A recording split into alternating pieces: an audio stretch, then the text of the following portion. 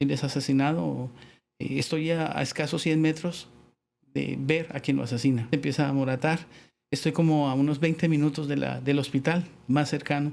Lo tomo en mis brazos y el niño muere en mis brazos. Vi asesinar a amigos. Vi amigos asesinar a otras personas. ¿Cómo llega a los pies de Cristo y cómo supera toda esa vida accidentada, podríamos llamarle? Pero si el Dios de ustedes existe, otra vez la misma pregunta. Que se revele ahora a mi vida. Y le doy 20 días para hacer esto. Entonces uno de ellos saca su pistola y la coloca en la sien. Yo no llego caminando, no, llego gritando porque Dios existe. Yo creo definitivamente que, como dice la Biblia, no lo escogimos a Él. Él nos escogió a nosotros. Amén.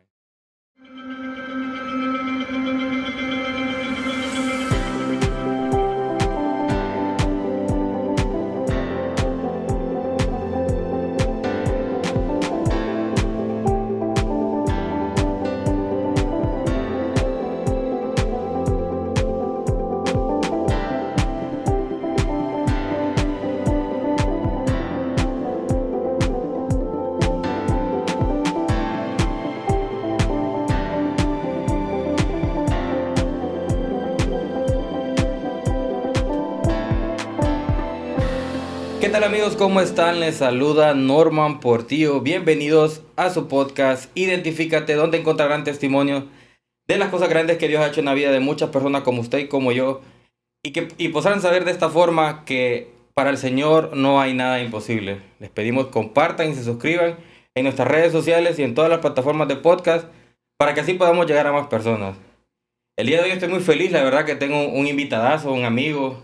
Tengo poco tiempo de conocerlo, pero siento que lo conozco de hace años. Es un ejemplo para mí, de hecho, porque incluso me da clases. Él es doctor en teología, se graduó de la Universidad CETI de Guatemala, también se graduó de la Universidad de Colombia. Igual ya vamos a entrar un poquito en detalle de qué universidades son. Actualmente está impartiendo clases en licenciatura de teología aquí en Honduras. Y ha viajado, ha estado en Centroamérica, Sudamérica.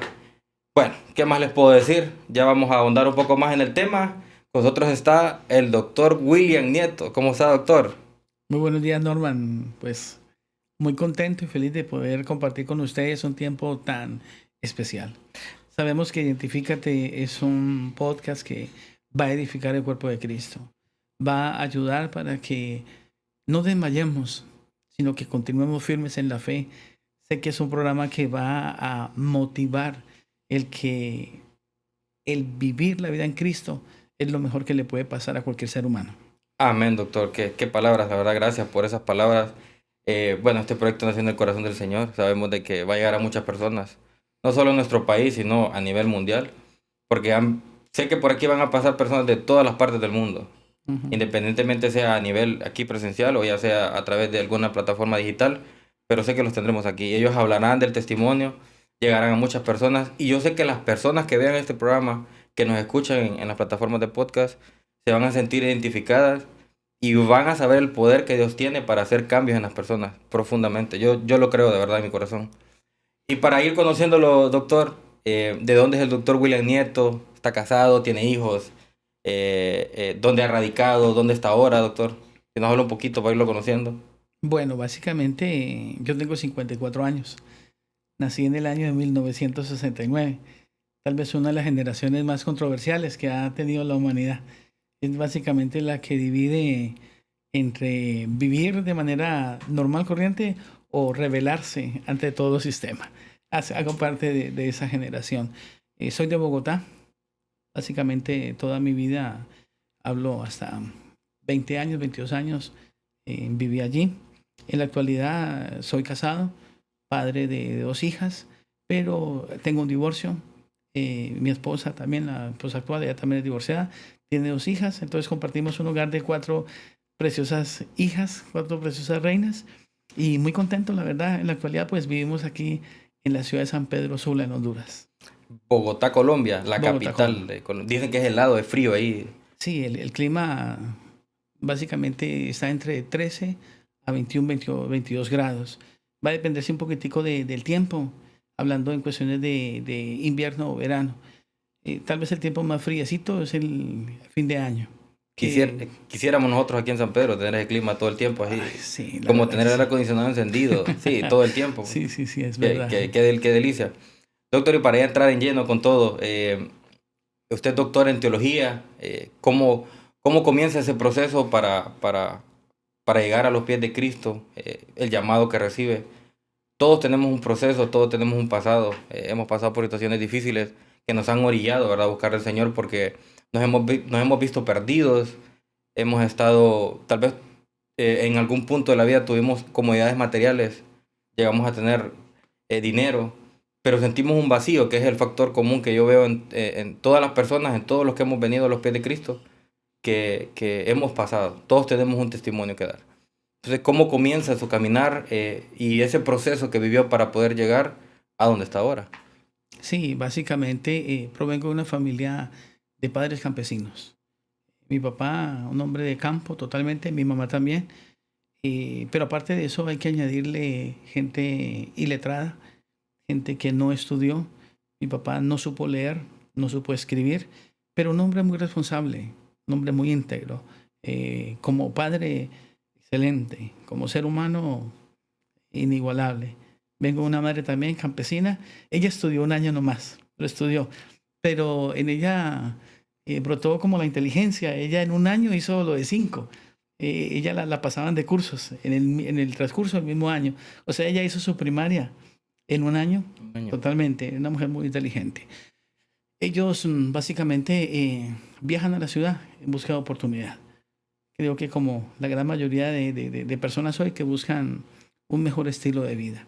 Entonces provengo de una familia muy humilde. Humilde no solamente en cuanto a su manera de ser, sino humilde en cuanto a su condición también económica, donde no se ve mucha posibilidad de alcanzar lo que demanda la sociedad por los costos. La educación es muy costosa. Entonces, hoy soy PhD en Biblia y Teología, pero todo eso tiene todo todo un caminar que lo vamos a ir desarrollando en la medida que usted me vaya permitiendo hacerlo. Claro, claro. Eh, Doctor, ¿tus padres eran del campo? ¿Usted nace en el campo o ya nace en la ciudad, doctor? Eh, Nazco en la ciudad gracias a esa intervención de mi madre. Ella dice, bueno, esos hijos no tienen que ser campesinos, que nazcan por lo menos en la ciudad. Nací en un hospital del estado, se llama La Ortúa, en Bogotá, el hospital de pueblo. Allí nació un 8 de abril, Un hospital público. un hospital público. Público. ¿Habían limitancias, todo ese proceso de su niñez? Limitancias económicas, no sé, no tenían casa, pasaron por algún proceso o habían estabilidad económica. El hecho de no tener una formación, no alguna profesión, no tener el conocimiento de algo técnico, hace difícil. Entonces a usted simplemente le emplean o usted se busca la forma de cómo trabajar en lo que medio sabe hacer. Mi papá, por causa de esto, él decide encaminarse a colocar como tiendas de verdura, de lo que él manejaba en cuanto al campo. Entonces es ahí, pero nosotros nunca, hasta la edad de 17 años, nunca tuvimos una propiedad, siempre vivimos en alquiler. Somos 6 hijos. De hecho, mucho del tiempo lo vivimos en una sola habitación los 8. Sí sé que en Colombia se estila eso de dividir por estratos. ¿En qué estrato vivía en ese momento? Y me explico un poco eso de los estratos porque todavía no lo entiendo, cómo funcionan los estratos en Colombia. Los estratos básicamente son posicionamientos sociales que radican en la economía de las personas. Entonces, usted vive en diversos lugares dentro de la ciudad, donde está del estrato 1 hasta el estrato 6. El estrato 1 significa el estrato más pobre, donde está la gente más popular, básicamente en todo. El estrato 6 es la clase alta, pero ellos igual, su estilo de vida también le lleva a vivir mejor y a pagar más. Entonces, solamente por darles una idea, ¿no? Puedo estar en un restaurante del estrato 1 y voy a darle lempiras, pero una idea. Me compro un almuerzo que vale 150. Ese mismo almuerzo en el estrato 6 vale 900 en el estrato 6. Se multiplica, es mucho más caro. Y así opera en cuanto a servicios, en cuanto a la puya del Estado y en cuanto a sus estudios. en todo. En todo, o sea, En todo funciona. del estrato 1 al estrato 9 hay un A 6. abismo, a 6, perdón, es un abismo grande en cuanto a la parte económica, ¿verdad? Una gran diferencia Y en cuanto a todo es más caro. cuanto a la formación económica académica también, porque tiene más posibilidad, definitivamente, tiene más acceso quien tiene mejor economía. Entiendo, sí, ya un poco para ir entrando, ahondando cómo es que funciona Colombia, porque no entendía esa parte. Llega a los 17 años, doctor, y sus estudios sí los comienza en la ciudad, estudios normales, primaria, secundaria. Sí, yo soy en una escuela que se llama, vean, esas cosas divinas, es una escuela que se llama República de Israel. Allá hago mi primaria, imagínense, o sea, cómo Dios va haciendo eso. Termino mis estudios en primaria, limitado económicamente. De hecho, hasta los tenis que usaba en ese entonces eran de los más baratos. Yo no puedo decir que tuve un balón, una pelota, sino que ya va a entender por qué Sí, pues, comento eso. La bolsa de la leche, esa yo con unos amiguitos ahí del barrio, la guardábamos y la llenábamos de papel y la amarrábamos y con eso jugábamos fútbol ahí en la calle. Esa era tremendo. básicamente, hablo de la pobreza en la que estábamos, pero hablo de la inocencia también. Pero esto no impide que en medio de la sociedad también se valore su capacidad. Yo termino mi primaria y clasifico como uno de los mejores de Bogotá en cuanto al estudio. Eso me da la posibilidad de una beca.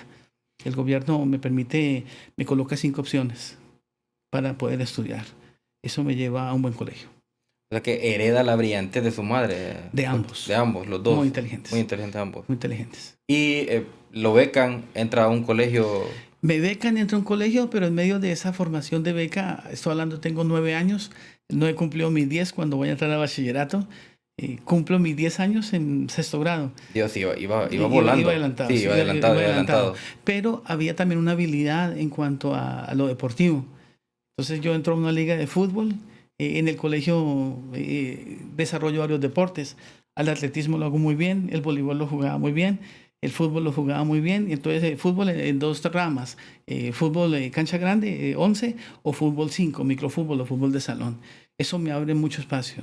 Me permite que a la edad de básicamente 11, 12 años venga una empresa privada, compre mis derechos y me empiece a pagar Por jugar por jugar, fútbol. por tener ese deporte. Entonces el colegio, en vista de eso también, yo hago parte de la selección de colegio y hay algunas cosas que se convierten buenas, porque el entrenamiento supera la formación.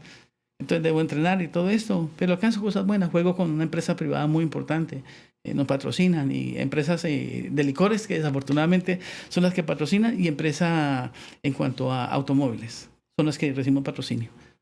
Pasa bueno, el colegio, ¿verdad? Todo lo que es secundaria, bueno, lo No, becan imagínense que yo me retiro a la edad de 13 años.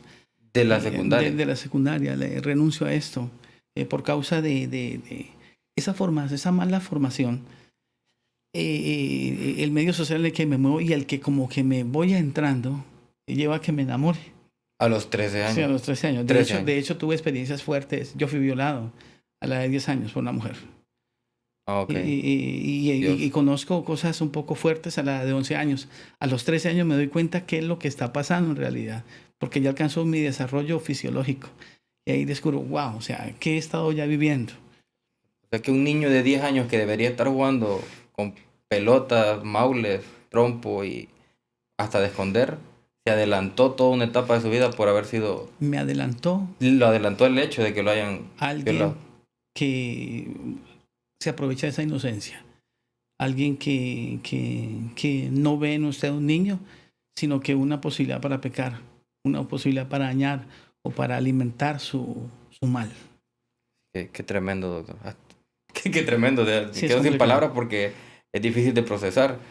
Llega a los 13 años, se enamora debido Me a lo... enamoro, a lo- tengo 2 años de relación muy fuerte, y he renunciado al estudio, continúo fuertemente en lo que es la parte deportiva, pero vivo tal vez mi primera eh, molestia, mi primer mal emocionalmente. Eh, Vivo básicamente 3 cosas muy duras en mi adolescencia. La muerte de mi padre, es asesinado. Vengo de un país violento, que en ese tiempo estoy hablando que está entre los 2 o 3 países más violentos del mundo. de los países más corruptos en ese momento y donde la violencia hacía parte del pan diario y todo el mundo estaba involucrado, desde el estrato 1 hasta el estrato 6. O sea, esto era parejo. Era parejo. Era parejo. Aquí no hay a quien salvar. Todo el mundo o es víctima o hace parte. Ahí no hay nada que hacer. En medio de todo esto, entonces, vivo 3 efectos. El asesinato de mi papá. Él es asesinado.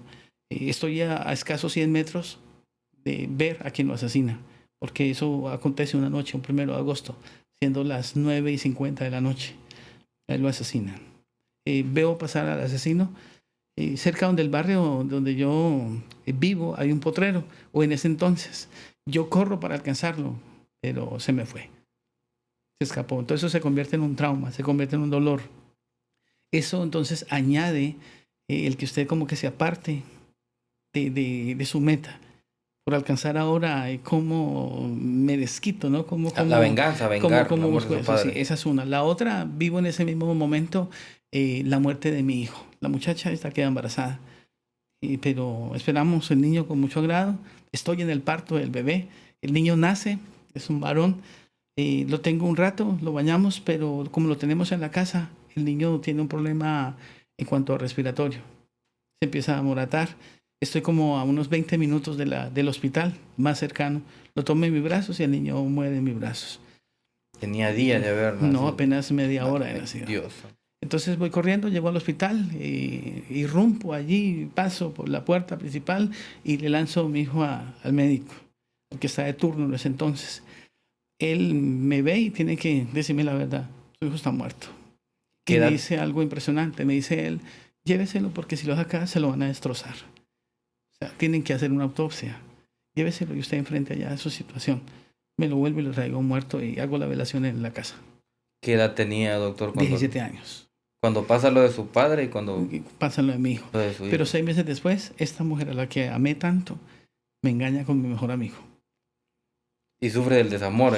Sufro todo. La traición. Entonces a eso le añadimos la traición. Entonces sufre la orfandad, sufre el ver a su hijo morir y ahora sufre la traición. 3 cosas que se añaden. Hasta ese momento, doctor, ¿su relación con Dios es nula o ya tenía un conocimiento? No, de hecho mi familia no es religiosa, de ninguna forma. Mi papá es un hombre íntegro como persona, pero hasta donde yo me acuerdo, y de hecho yo solamente fui 2 veces a misa, que me acuerde. La primera fui sin saber, me bautizaron. La segunda era una primera comunión en la que no estoy de acuerdo, pero precisamente por el medio en el que estábamos, totalmente religiosos, nada que ver. Sí. No tampoco ateos, ni tampoco militantes de otra religión. No, simplemente Dios, nada, no existe. Yo creo que eso entra en el título que nosotros a veces les ponemos a las buenas personas. Porque nosotros conocemos personas que no son religiosos, no van a una iglesia, pero que son buenas personas. Que usted los ve y son personas íntegras, ayudan a la gente, no dicen una mala expresión.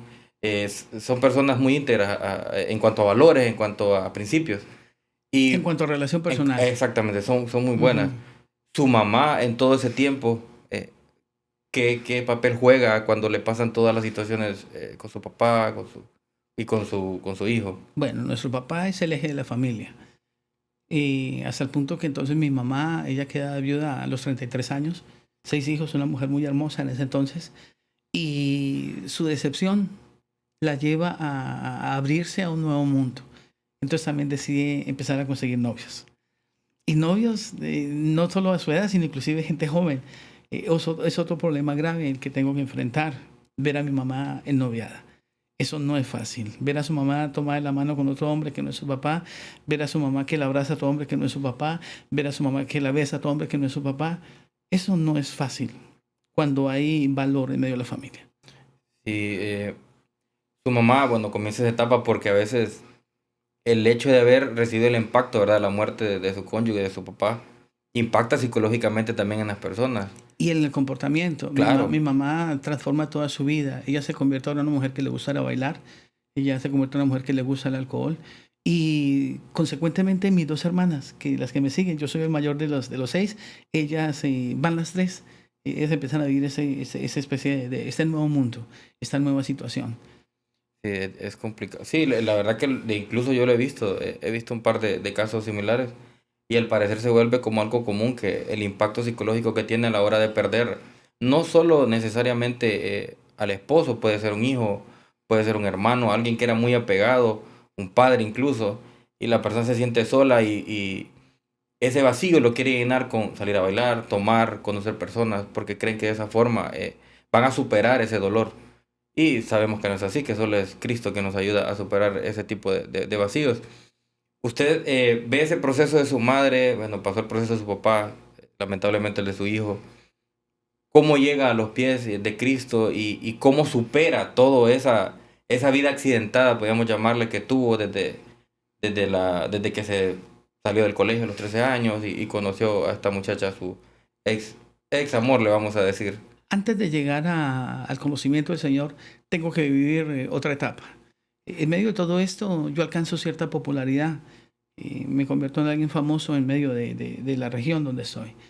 Entonces yo llegaba a jugar y viene tal persona, no ya me apodo, viene tal persona, va a estar ahí, selección y todo eso. Entonces, claro, eso generaba, yo con otros muchachos somos de los poquiticos que de esa zona de Bogotá somos conocidos. Entonces eso nos hace un poquito famosos, llamémoslo así, en medio de nuestro círculo. Cuando vivo esta situación de la pérdida en estas áreas, me involucro en pandillas, me involucro en un grupo delictivo.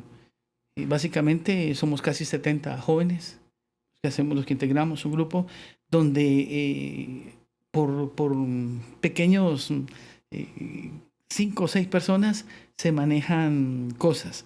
Unos roban carros, otros asaltan, otros entran a apartamentos. Ahí se vienen cosas diferentes, pero hay 3 que básicamente dominan.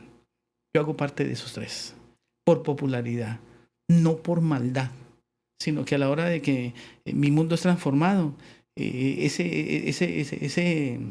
reconocimiento popular que tiene lo hace líder. Entonces rápido llega. Me convertí en uno de sus líderes. O sea que usted pasa de ser jugador de fútbol por su popularidad, entra a la pandilla. Así pasa en ese Básicamente, orden. sí, en ese orden, no tanto como algo así escrito, sino el mismo grupo se encarga de colocarlos en un lugar. Entonces, cualquier situación que se veía, mire qué tal cosa va a pasar, bueno, todo lo que se maneja dentro de este ambiente. Y dentro de la pandilla, doctor, ¿qué situaciones vivió que diga, bueno, esto, o diga, no, yo no puedo seguir aquí porque esto, hay mucha maldad, estamos haciendo cosas que yo no estoy de acuerdo? ¿O cómo fue ese proceso dentro de esa organización? Una de las cosas que uno aprende en medio de todo esto después que sale o que ha experimentado la vida, uno comprende que es difícil ver el bien y el mal. Usted se ajusta a lo que está experimentando. Lo convierte como en un mecanismo de defensa, lo convierte como en un estilo de vida. Y entonces esa sensación de entender que es bueno o es malo, no, simplemente es su estilo de vida. Usted lo ve así. Entonces, por el contrario, a la medida que ustedes abarca o alcanza más, pues hace, o sea, qué bueno, porque el grupo está alcanzando más. Están los que roban, les va bien. Están los que son apartamenteros, les va bien. Están los que atracan, les va bien. Están los que están contratados para hacer sicariato, está bien. Y si ninguno le va mal, todo le va bien, pues significa que ese estilo de vida vale la pena. Aparte de eso que le da poder, ¿cierto? Claro. Le da estatus, genera admiración.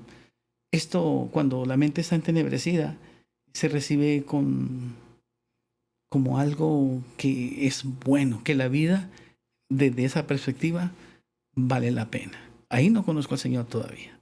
O sea, llega, ¿qué edad tenía ahí?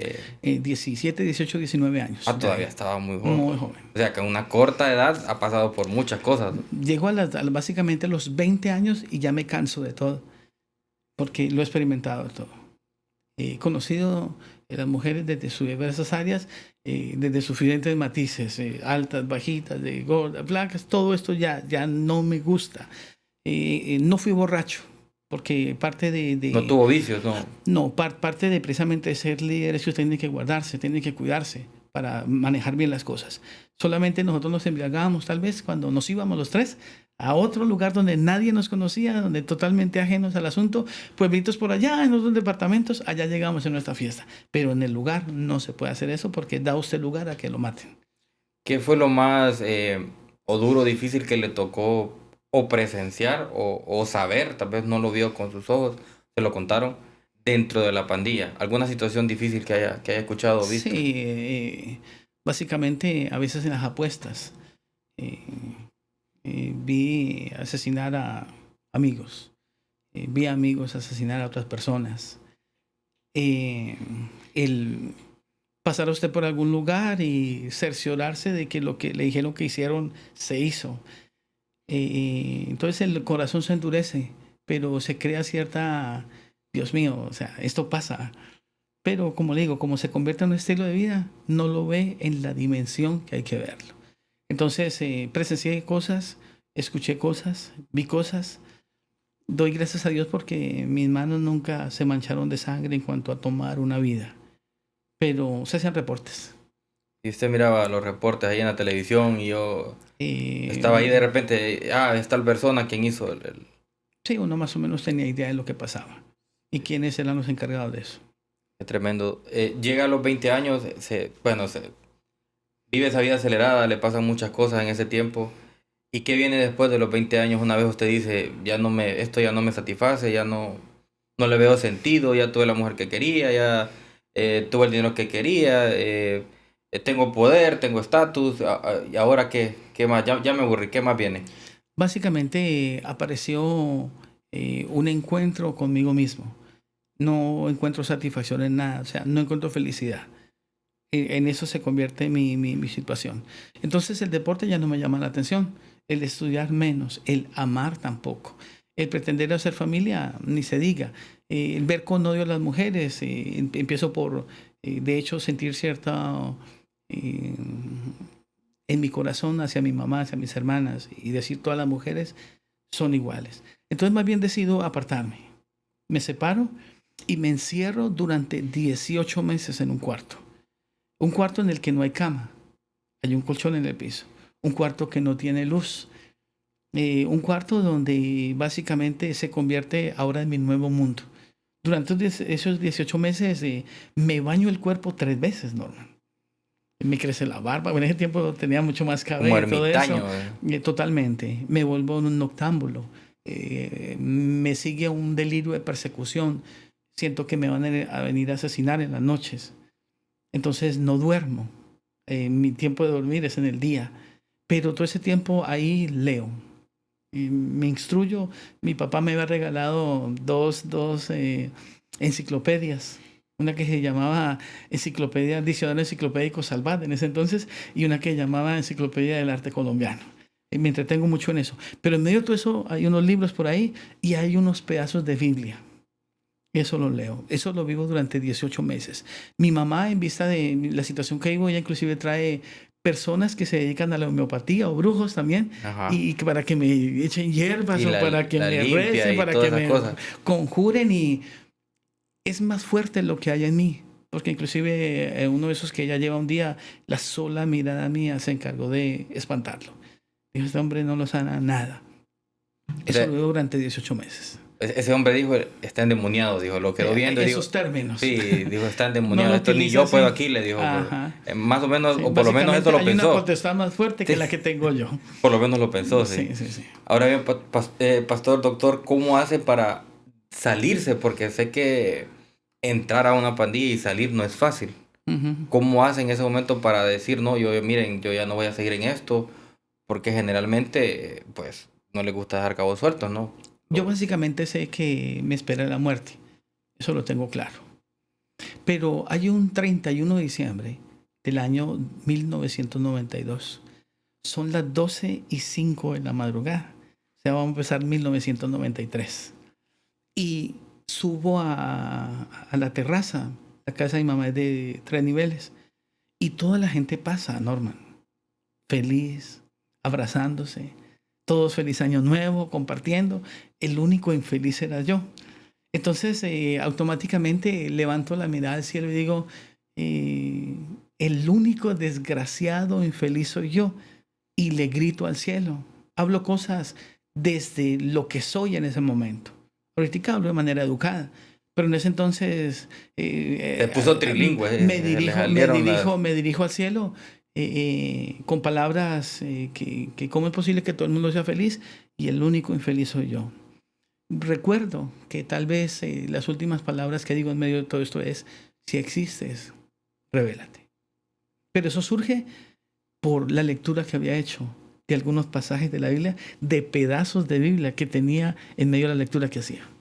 Sí, de alguna forma el subconsciente le dijo, internamente algo le dijo, bueno, ya lo probaste todo, algo le dijo, ya lo probaste todo, Mira, ya llegaste a este nivel. hoy hablando ya con más responsabilidad, lo que usted me dice sería una deducción muy natural. Claro.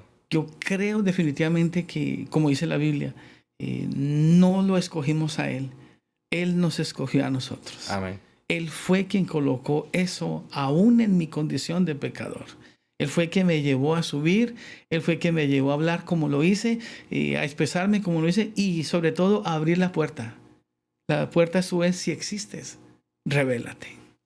Y Dios es Dios. A los 6 días llega alguien a la casa a golpear y es un pastor. Evangeliza a mi mamá. Mi mamá no se convierte por el evangelio que se le predica, sino porque le pareció buen mozo, bien parecido, simpático el predicador. Se enamoraba, enamoradiza de su mamá. Sí, le gustó. Ella no fue una mujer de hombres y todo eso, porque mi mamá fue fiel. Claro. Pero tuvo sus novios, lógicamente. Claro. De hecho, con los años yo la casé. Oramos con ella para que Dios le diera un nombre conforme a la voluntad y la casé. Adelantándome un poco a lo que está viviendo. Pasan 4 meses, mi mamá me invita a la iglesia. El pastor del que a ella le gustaba ya no está ahí. Ahora ella asiste a otra iglesia, nos invitan a una campaña. Ella decide invitarme el día de mi cumpleaños bajo el siguiente anzuelo. Acompáñeme y le pago. Es el día de mis cumpleaños. Entonces decido ir, pero voy a mi manera. Me llevo un suéter rojo, un buzo de lana, que no es mío sino de mi cuñado, el esposo de mi hermana. Me llevo unos chores y voy con unos tenis rotos. En ese tiempo mi cabello todo largo, voy agarrado el cabello con 3 moñas. O sea, rebelde. Rebeldía, sí, rebeldía. Sí, voy al culto, ella me invita, yo pensando en lo que me va a pagar para tomarme algo, ¿no? Comer algo, porque igual la situación económica en todo ese tiempo es muy difícil, Norman. Nosotros guardábamos aún el pellejo, la cáscara de la papa cuando la cocinábamos. La guardábamos, hermano, era sagrada, no la botábamos. Entonces, cuando había situación mucho más difícil, se compraba manteca, se freía eso y decíamos, vamos a comer los chicharrones. O sea, la situación nada fácil. Tremendo. Nada fácil. Y pasa por ese proceso. En ese proceso, bueno, su mamá va a la iglesia. ¿Sus hermanas qué hacen en ese proceso, doctor? Básicamente, en la casa hay un doble efecto. Un efecto de cambiamos o continuamos iguales. Mi mamá, a quienes nos invita por primera vez, es a mí. Me lo coloco por causa en orden de edad, y a una hermana que tengo viviendo en Guatemala, que ella también es pastora ahorita. Somos los dos los que vamos inicialmente a la iglesia. Ese día predica una mujer. Por eso les hablaba antes del comienzo. Yo no tengo buena idea de las mujeres. Y empieza una mujer a predicar. Eso ya fue para mí un impacto muy, muy fuerte. Y el problema es que esta mujer empieza a predicar. Ese día habla sobre el hijo pródigo. Entonces, cuando ella empieza a hablar, yo volteo a ver a mi mamá y le dije, ¿usted por qué es tan chismosa? ¿Por qué le contó a ella todo? O sea, para eso me trajo. Porque ella está hablando de los malos hijos. Ella está hablando de ese tipo de personas que andan en la vida haciendo males, hermano. Eso fue muy fuerte. Fue un impacto escuchar esa palabra. Mi mamá, pues ella callada, pero más impacto es lo que Dios empieza a operar. Ella sigue predicando y va ministrando. Ella tiene el don profético. Esta mujer todavía vive, les cuento. Y ella me señala. Y dice, en ese tiempo tengo apenas 22 años, ¿no? El joven de buzo rojo, Dios lo llama. Yo volteo a ver y, Dios mío. Dios mío es una expresión normal, pero ahora soy yo. Entonces eso que usted piensa adentro, esa vieja que tiene conmigo, hermano. Mi mamá le contó algo, así. No, Y, ya, y ve toda la multitud de personas y ¿por qué a mí? yo ya he peleado con mi mamá, o sea, estoy ahí porque, bueno, me detienen los 5.000 pesos que me va a dar en ese entonces, hablo pesos colombianos. Entonces, pero esta mujer sigue predicando, pasa ministrando, pasan como unos 5 minutos y se vuelve a dirigir a mí, se baja del púlpito. El joven de buzo rojo, Dios lo llama y sigue predicando. Pasan como otros 5 minutos y ya ella también no sé qué pasa, motivada por Dios, y le dice, Dios lo llama, levántese o voy y lo saco. Así. Entonces ya yo también ya se me salió, ya no resistí más y me levanté. Mire, yo aquí estoy invitado, aquí eso y lo otro, pero si el Dios de ustedes existe, otra vez la misma pregunta, que se revele ahora a mi vida. Y le doy 20 días para hacer esto. Hay una cosa a la que le tengo miedo y solamente él la sabe. Tiene que ver con la muerte. Entonces, eso me enseña que el hombre es quien determina ante la caballerosidad de Dios y ante su visitación en qué momento Él puede intervenir en la vida de nosotros. Él no entra sin permiso y no entra porque otro quiere.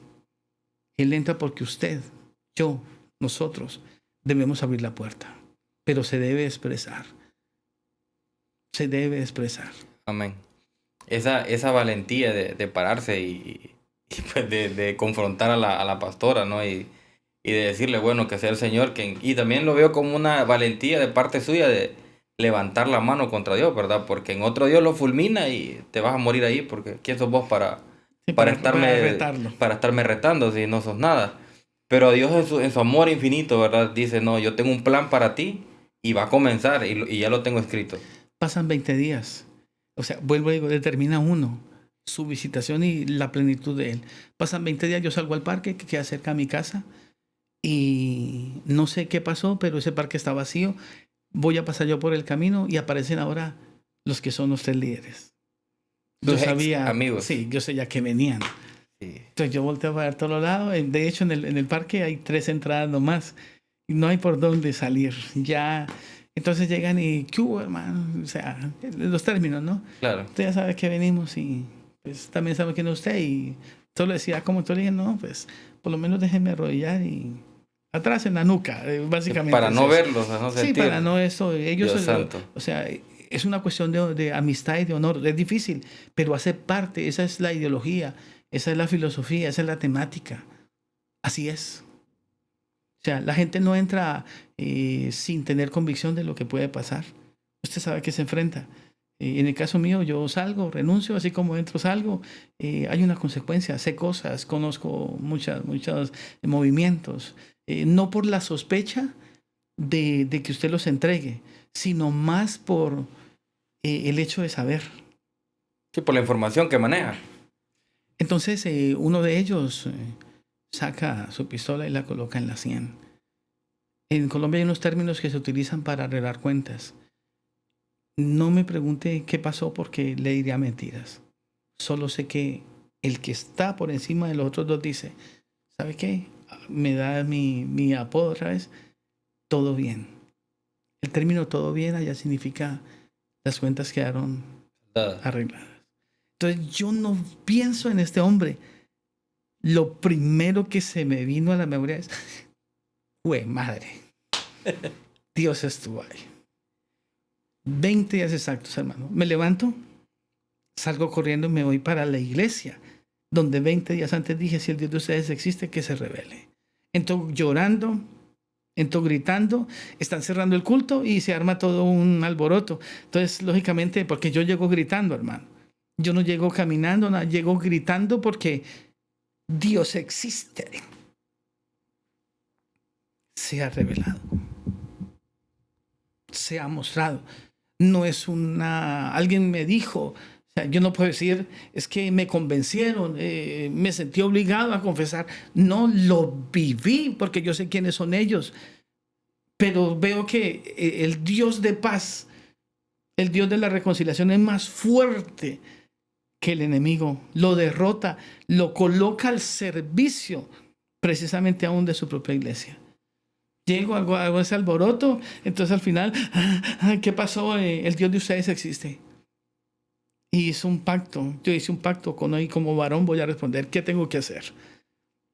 Levanto mis manos y hago mi oración de fe. A partir de ahí, mi vida, la verdadera felicidad empieza, Norman. A partir de ahí.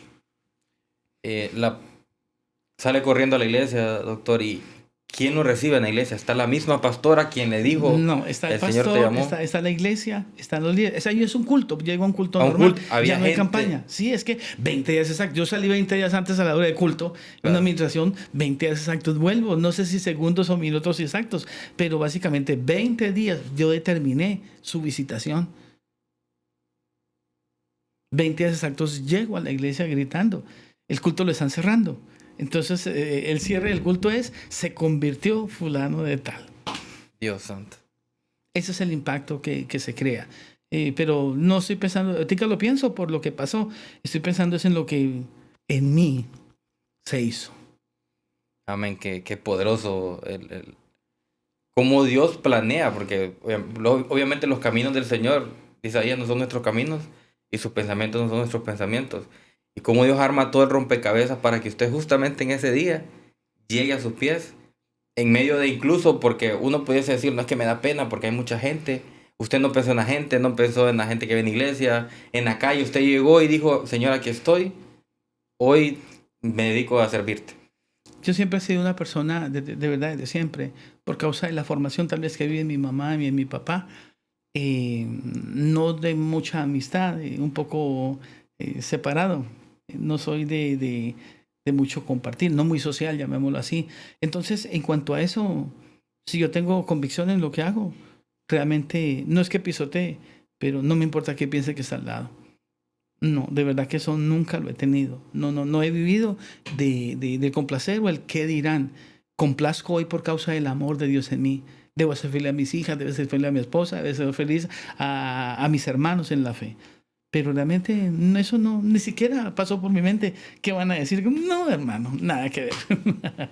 Sí, el amor que tiene ahora hacia otras personas es el resultado del amor que Dios le demostró a usted, ¿no? Creo que es el hecho de decir que Él existe, que es real. O sea, vuelvo y digo, yo no puedo decirle, es que leí en un libro de testimonios y movió mis emociones. Yo puedo decirle que de lo más profundo de mi ser sé que Dios es. Y le puedo decir desde lo más externo de mí, Dios es real. Amén, amén, doctor. Pasa ese proceso, doctor, viene a los pies de Cristo, comienza ese caminar y viene ese proceso. ¿Cómo es ese proceso una vez toma la decisión que comienza a caminar de la mano del Señor? Yo recibo al Señor ese mismo día y salgo y sé que tengo que pasar por el barrio donde siempre he estado. Y sé que a esa hora, como 1 de la tarde, ya algunos están bebiendo licor y todo eso. Yo ya he ajustado cuentas porque 1 hora antes, más o menos, ya se sabe que fulano de tal ya está bien. No hay problema con esa persona. Ya el cuento se ha regado, ya lo saben todos. Entonces me encuentro con uno de ellos ahí de una vez, están tomando, están bebiendo. Y yo, bueno, aquí me toca empezar a frentear mi verdad. Entonces, desde eso siempre creo que he tenido carácter. Entonces paso, ¿qué hubo? ¿Qué tal? ¿Cómo están? Bien, bien. ¿Qué hubo? Tal, me del apodo y todo eso, y se toma una vez. No, a mí deme un fresco, una gaseosa o un agua. No sé qué le pasa. Me senté y lo primero que hice fue regarme una cerveza encima de la cabeza. Entonces, pero también fue la primera vez que dije, soy cristiano, soy evangélico. Así. No me pregunté de dónde me salió eso, porque igual le mentiría.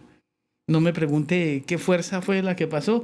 No le mentiría porque no conozco todavía la manifestación del Espíritu. Solo sé que lo dije. Eso creó un ambiente, miren Norman, ahí, que no dejaron de tomar, pero tampoco siguieron haciéndolo. Y yo empecé a hablar de Dios ahí, el mismo día. Empecé a compartir ahí. ¿Qué sabía de Dios? Lo poquito que me acordaba tal vez que había leído, ya en parte de mi experiencia y lo que había escuchado en esa primera predicación del Hijo Pródigo. En eso básicamente se resumen las primeras palabras que tengo en cuanto a testificar de la soberanía, de la suficiencia, de la restauración que Dios hace en el ser humano. Podríamos decir que ese cambio que usted tiene es completamente radical. Una vez saliendo de la iglesia, 100%. hay un antes William Nieto y hay un después William Nieto. 100%. Sé que soy débil y le digo a mi mamá, no me deje salir a la calle, porque si me dejo salir, caigo. Le digo, deje la puerta con candado. Solamente voy a ir a culto, solo voy a ir a reuniones de la iglesia, pero no me dé las llaves ni abierta la puerta. Así durante 6 meses. Entonces, durante esos 6 primeros meses, mire, la Biblia se convirtió en lo más precioso después de Dios. Me leía la Biblia, Norman, en la mañana, en la tarde. Me dormía leyéndola y me despertaba leyéndola. Creo que en mis primeros 6 meses, no exagero, o en mi primer año, la leí más de 4, 5, 6 veces. Completa. Sí. Sin entender muchas cosas. Sí, claro. Solo iba a culto, a eso salía. Porque sabía que fallaba. También descubrí que estaba endemoniado. En medio de todo esto, a los 3 meses ahí van a haber unos bautizos y yo sé que soy endemoniado. No quiero es que me liberen en la iglesia. No quiere dar show. No quiere que lo vean no. ahí dando show. Hablo con Dios, Norman, porque es una experiencia también muy especial. Digo, Dios, yo sé que soy endemoniado, necesito que tú me visites. No me quiero bautizar sin estar libre. Hago un ayuno de 3 días, totalmente en blanco. En el segundo día Dios me visita en la madrugada. Él.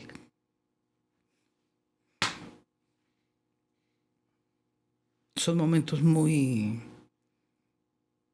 que determinan la vida de una persona. Por eso yo creo en la intimidad. Y invito siempre a la gente que por favor ore, sí, pero vaya más allá de la oración, porque en la oración básicamente es la muestra de sus necesidades. En la intimidad usted dice quién es Dios.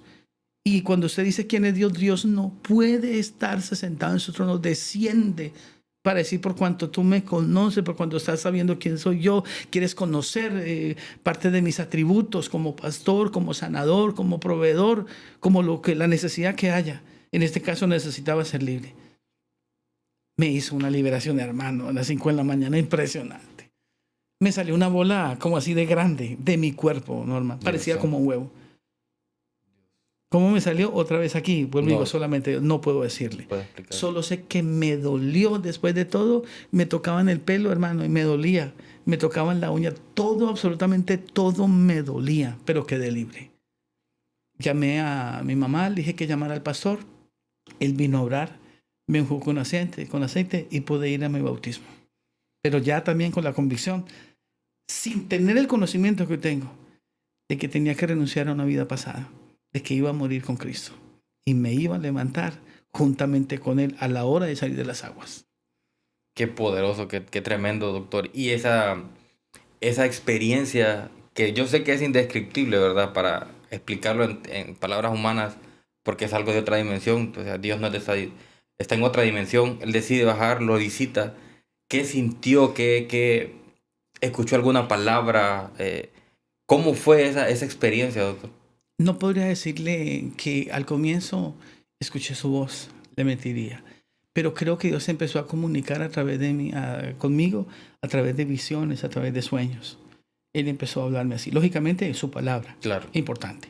Me convertí en un buen crítico con mi pastor porque yo llevaba un cuaderno y apuntaba todo. Y él estaba en su escuela dominical y yo decía, pero pastor, ¿pero esto qué es?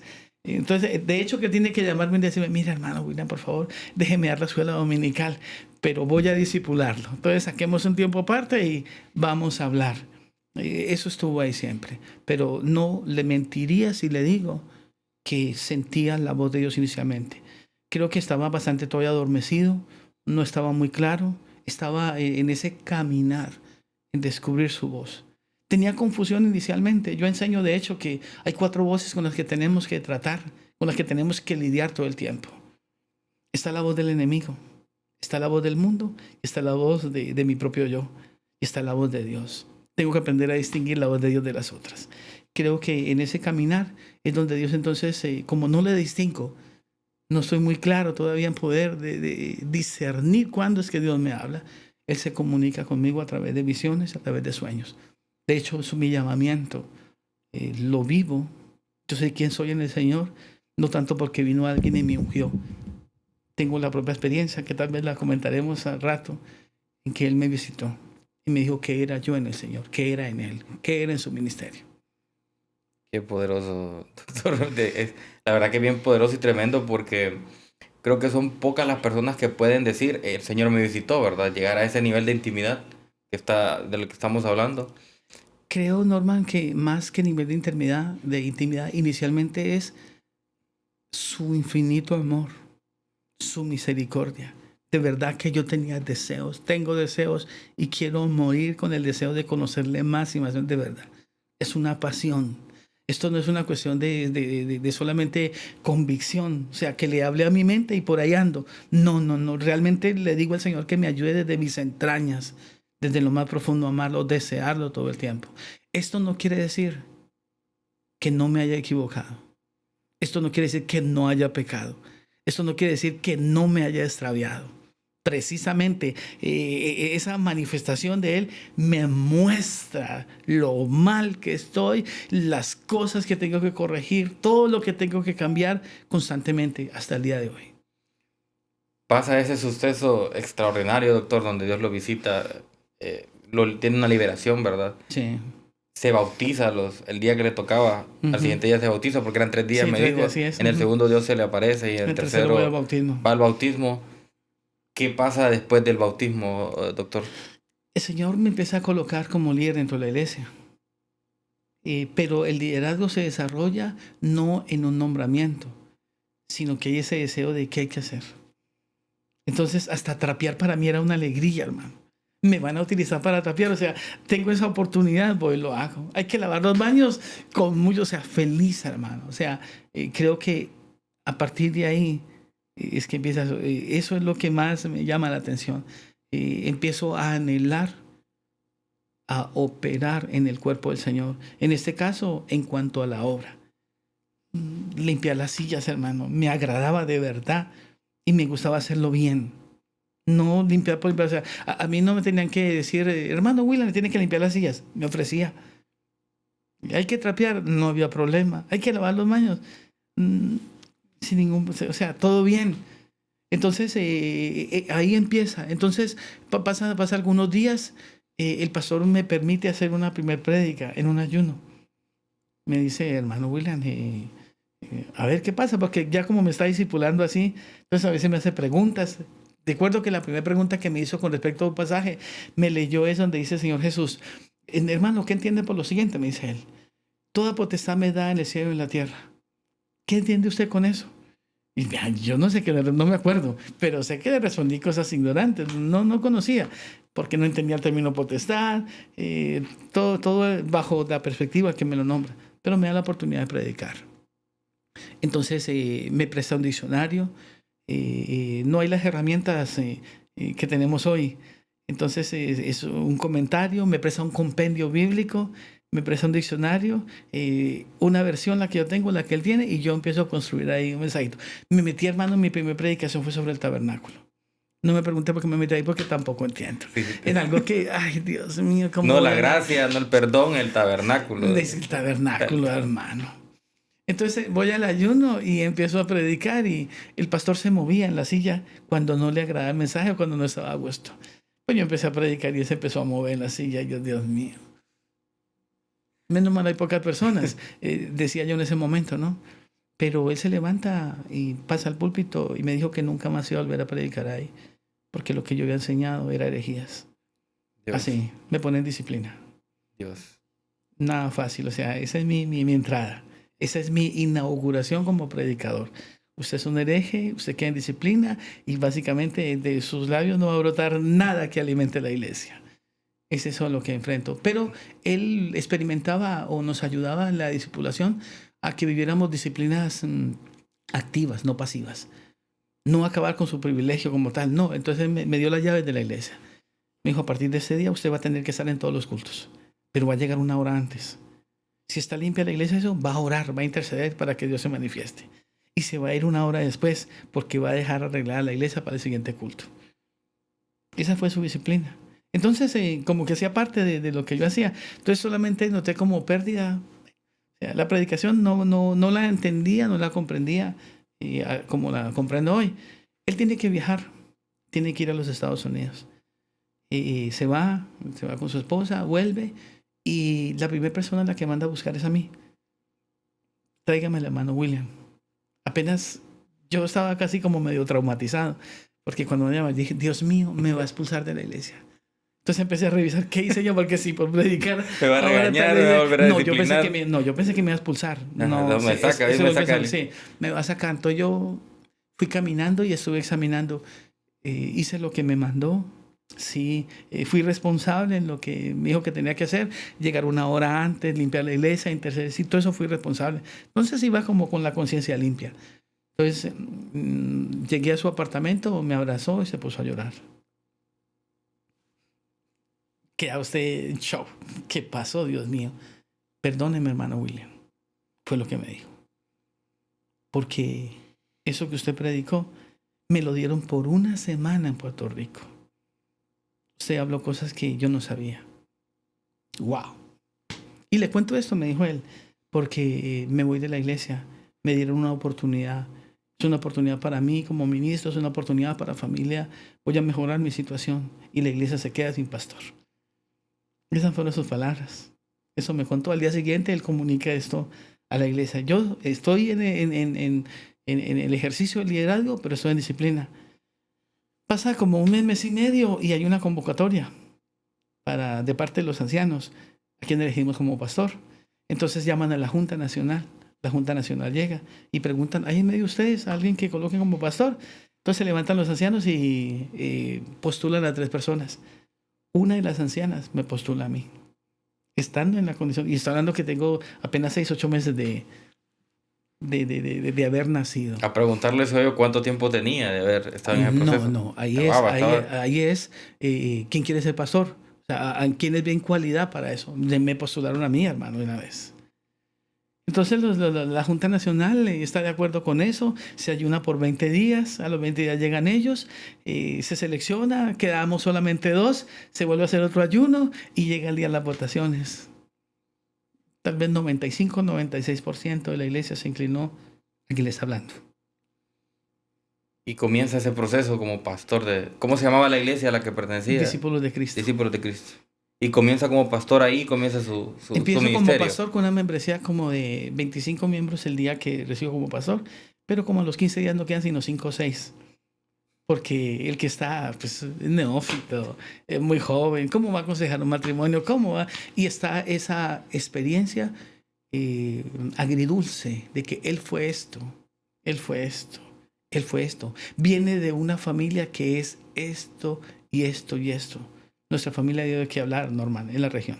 Sí, conocían su pasado, lo habían visto. Y el de mi familia. Sí, y se sentía acusado, así que lo señalaban. Totalmente. Claro que sí. Ha sido un proceso complicado, accidentado de su vida desde muy pequeño. Sé que hay muchas cosas más por hablar. Aquí falta mucho por recorrer. Podemos hablar de más temas que yo sé de que tiene para hablar. Pero eso lo vamos a hacer en un próximo episodio, doctor. Vamos a dejarlo aquí para que la gente vuelva otra vez a sintonizarnos, nos vuelva a ver y termine de contar su historia. Posiblemente en un segundo episodio, o puede ser en un tercero, un cuarto. Y sabemos que van a haber más episodios con ustedes. No solamente por su testimonio como tal, sino porque hay muchas cosas más por aprender. De un gran hombre como usted, la verdad que Dios ha hecho grandes cosas en su vida. Sé que se está dedicando a tiempo completo ahora a prácticamente ser maestro, a ser pastor. Anda viajando, invitado en varias iglesias. Y sé que muchas cosas vienen. Pero solo para dejar picadita a la gente así, y que yo sé que se van a volver a conectar en otro episodio. Así por encimita, doctor, a grandes rasgos. Doctor en teología, y ¿hacia dónde va? Con eso vamos a cerrar. Básicamente, dentro de la demanda que Dios hace con respecto a mi vida y el encontrar su voluntad, hay que hacer discípulos. Me dio un número mínimo para hacer, básicamente, así como a uno le dio 5 talentos, ahí me dijo, tienes que establecer tanto número de discípulos. Voy a hablarle más adelante. Claro. Entonces, mi teología ha madurado en la medida que también he estudiado, que ha ayudado en parte. En otras no ha ayudado, pero por el contrario genera un mayor carácter, crea un espíritu más fuerte en cuanto a la mansedumbre, que hay una mala interpretación con respecto a eso. Y hoy más que nunca le pido al Señor que ojalá pueda, no en el día, sino todas las 24 horas, poder estar cerca de su palabra y hacer la interpretación correcta para poder dar a la iglesia el alimento que es la palabra de Dios. Amén, amén. Ahorita, doctor, en este tiempo, no sé, bueno, yo soy parte de sus clases de teología, ¿verdad? Porque estamos cursando la facultad de licenciatura. Eh, está teniendo también tratos con una radio de Colombia, que ahora las clases las hacemos en vivo y es un poco más interactiva. ¿Cómo se llama la radio, doctor? Una luz de esperanza también. Y también está la luz del Evangelio. También la luz del Evangelio. Sí, de una radio de Colombia. Mire, de hecho, dentro de lo que Dios nos ha prometido, vamos a impactar a través de los medios. Creo firmemente en este canal. Creo firmemente en Identifícate. Por eso estamos aquí. Creo firmemente, de hecho, nosotros estamos también trabajando en esto. Entonces, Norman, creo que yo realmente, si me pregunta a mí, creo que estoy en el amanecer del ministerio. Creo que hasta ahora estoy así, tal vez como el apóstol Pablo, apenas están cayendo las escamas para saber hacia dónde vamos.